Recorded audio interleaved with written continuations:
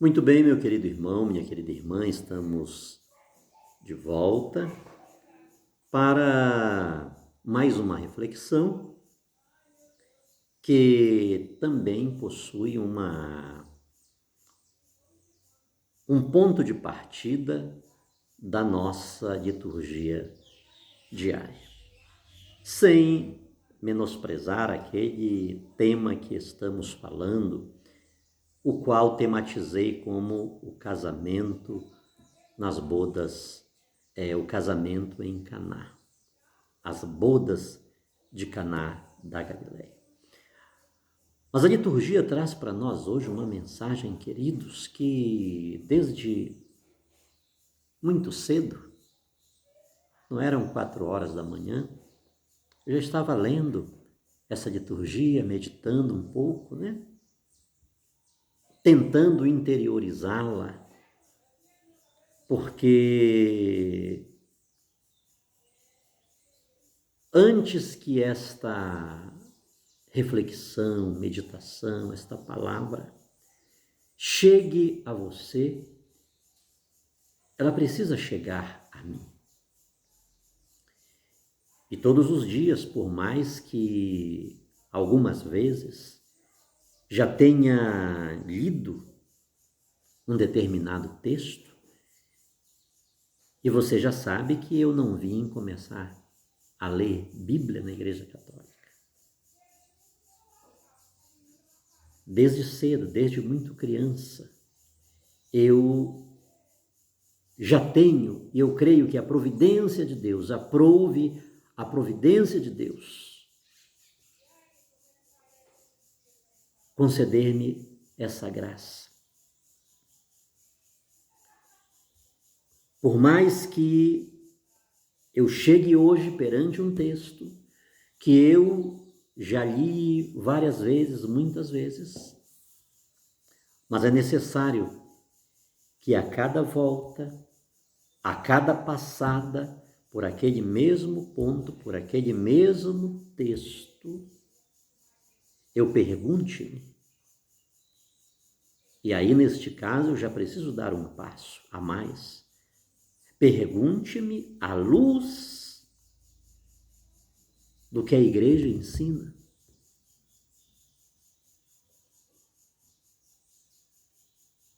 Como está a minha vida? Esta palavra, por mais que já tenha tido um contato com ela há muitos anos, mas hoje, ela não é uma palavra pretérita, ela não é uma palavra que ficou estagnada no passado, ela não é uma palavra que serviu apenas para eu subir um degrau na minha vida e ela não tem mais nenhuma funcionalidade, nenhuma objetividade na minha vida. Não. Ela continua hoje sendo mais um degrau. E amanhã de novo, e amanhã de novo.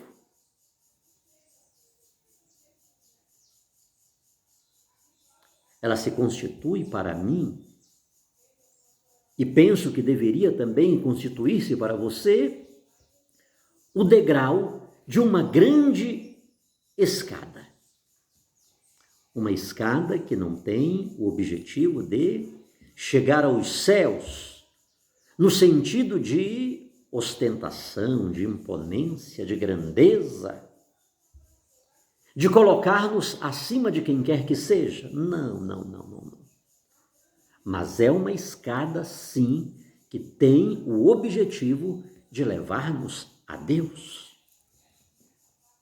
Porque quando chegamos nele, imediatamente percebemos o que somos. Ele é luz. E ele nos faz ver, à medida que esta palavra é colocada na minha vida, eu começo a perceber o quanto estou distante de Deus. Não estou absorvendo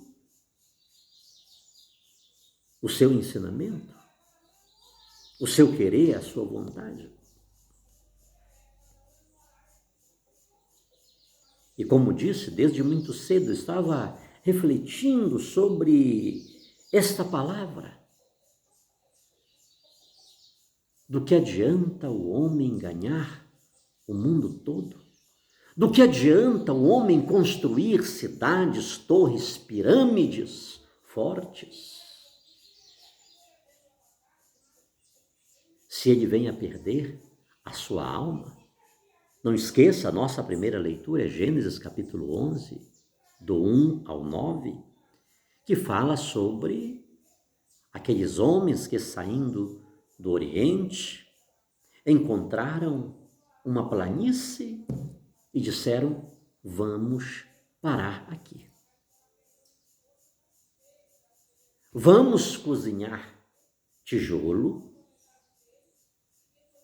em vez de pedras, vamos edificar com eles. Vamos assá-los ao fogo. O homem se determina a fazer algo.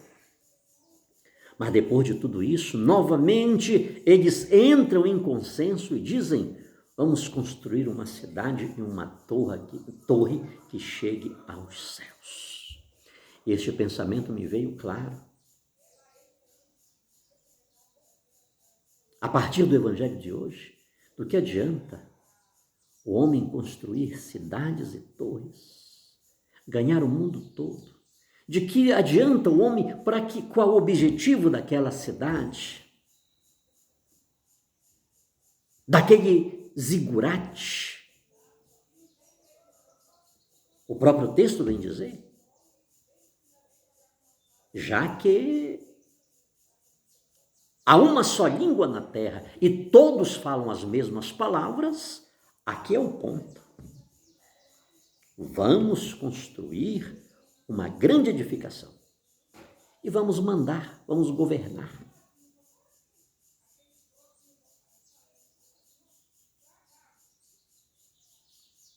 Deus desce. Que coisa incrível, queridos. Antes que Deus desça para tirar o povo da opressão do Egito, ele desce para ver o que o ser humano estava fazendo. E é bom entendermos que o descer de Deus, a diversidade linguística e de povos, não é uma punição. É a benevolência de Deus, é Deus outra vez dizendo ao ser humano aquilo que já dissera. Povoai a terra. Eu não quero que vocês fiquem aqui parados, encastelados, subjugando, achando que sois o dono de tudo e de todos. Não. Essa terra é muito grande e eu a estou dando a vocês, portanto, subjugai-a, conquistai-a, povoai-a. Vão em frente. Mas quantas e quantas vezes o ser humano está confinado em si? Ele quer formar uma unidade linguística, política, ele quer criar um nome, uma fama.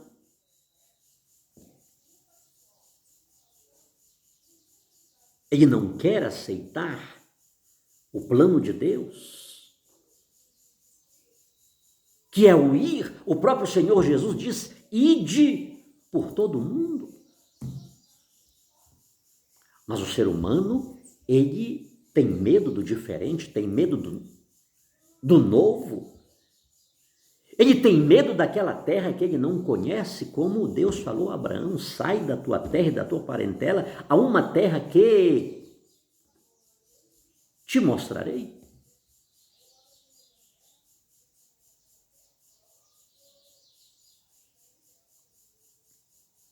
E exatamente porque o ser humano tem medo de colocar o plano de Deus em ação, em evidência, ele constrói os seus castelos, as suas torres, com vontade de dominar, de impor as suas regras, os seus códigos.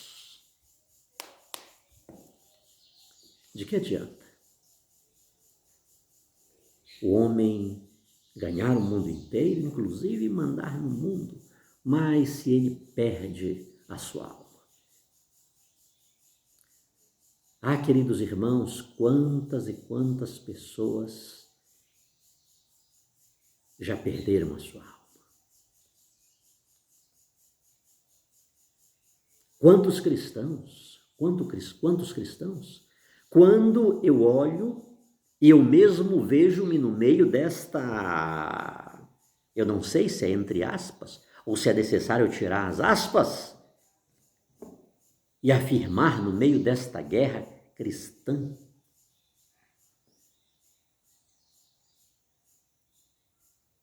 na qual vejo-me, na qual insiro-me. Quantos de nós que dizemos amar a Deus, quantos de nós que dizemos ser guiados por esta palavra que é lâmpada, que é luz, já perdemos a nossa alma? Não conseguimos mais nos sensibilizar com ninguém, não conseguimos ter amor, não conseguimos ter empatia, não conseguimos desenvolver atitudes proativas em relação ao outro, porque ele é diferente. Ele não faz parte do nós, ele é o eles, e porque ele é o eles, ele não faz parte do nós. Ele está do outro lado do morro, ele está do outro lado da montanha. O que lhe aconteça não me importa, não é problema meu.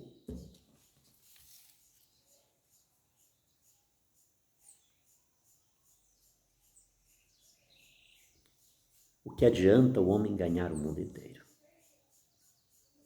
Ele constrói a melhor das casas, tem do bom e do melhor. E nada contra isso. Se você pode, faça, construa, adquira, tenha o melhor. Mas não perca a sua alma. Em muitos palácios, em muitas mansões tem tudo, mas não tem mais alma. As pessoas que lá moram sob a égide do medo, porque a qualquer instante, elas podem desaparecer.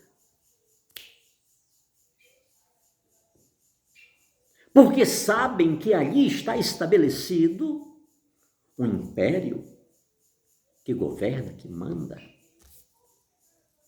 que põe, que tira, e por aí vai. Quantas pessoas que conversam com a gente, falam, mandam uma mensagem.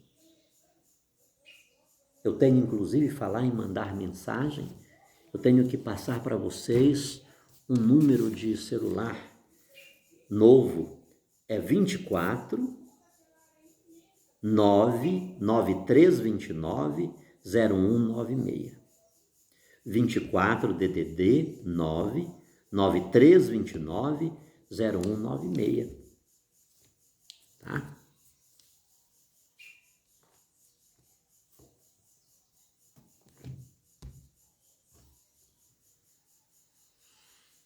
Agora eu falei isso, me perdi o que eu tinha dito que era para eu dizer.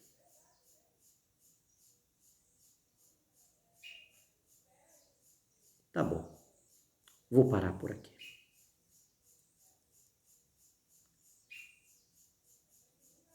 Não percamos a nossa alma.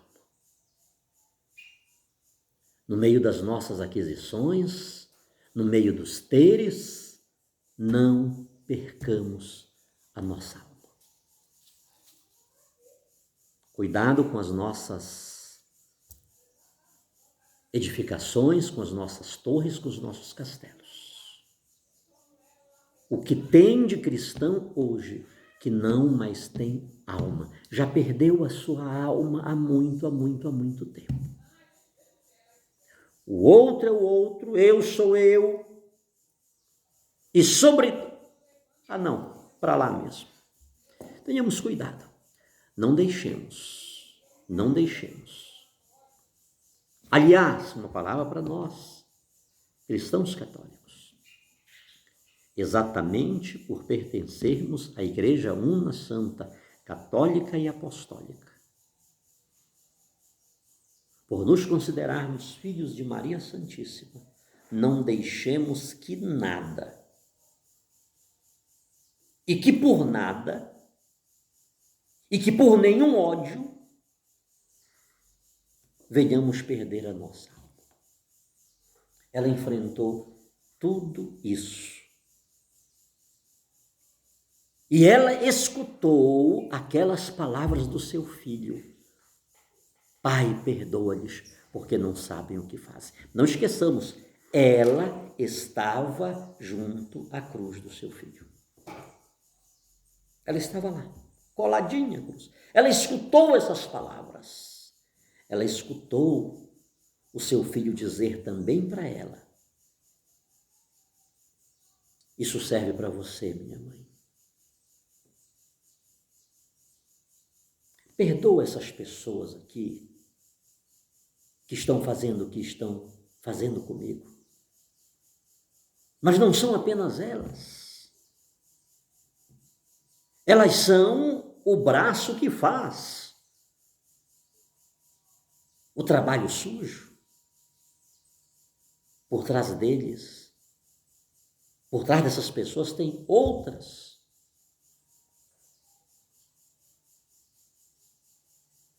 Disse Jesus a Pilato: mais pecado tem quem a ti me entregou.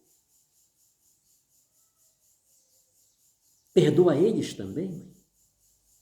Perdoa os filhos deles, os netos. Perdoa aqueles que vieram antes deles, os seus progenitores. Não permitamos que nada nos faça perder a nossa alma.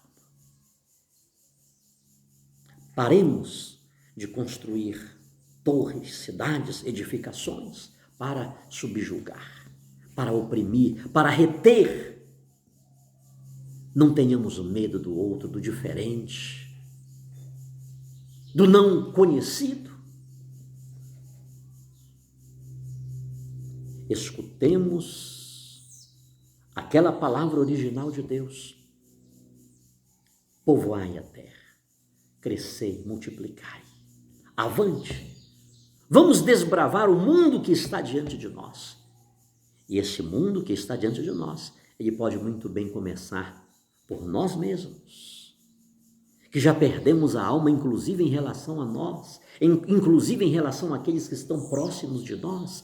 A nossa casa não tem mais alma, não tem mais alma. Pensemos nisto. Os nossos filhos estão precisando de alma. A nossa esposa, o marido, o pai, a mãe, os amigos no local de trabalho.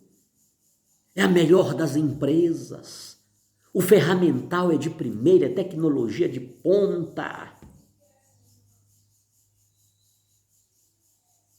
Mas está faltando alma. A inteligência artificial não produz alma. Mas Deus fez de cada um de nós uma alma vivente. Vivamos isso.